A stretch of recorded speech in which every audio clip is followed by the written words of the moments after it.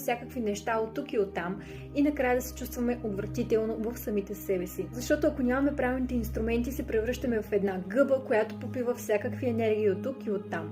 Според мен инструмента, който трябва да притежава всеки един емпат, това е черният турмалин. Това е най-мощният защитен кристал, който съществува на Земята. Той работи така, че създава енергиен щит около нас и неговата кристална структура отблъсква всяка негативна и чужда енергия. Така че вместо да попивате всяка чужда негативна енергия, страх, притеснение в своето поле, носейки черен турмалин, той ще отблъсне тази енергия и ще я върне обратно при собственика му. А едно от най-важните неща, които е нужно да знаете за черния турмалин, е, че е нужно да се пречиства редовно, за да поддържа своята защитна енергия. Черният турмалин, поставен до входната врата, защитава вашия дом и действа като енергиен пазител, а поставен в офиса, близо до компютъра, неутрализира електромагнитните вълни. Ако искате да си поръчате черен турмалин на гривна или необработен кристал, може да го направите от сайта на crystalenergy.shop.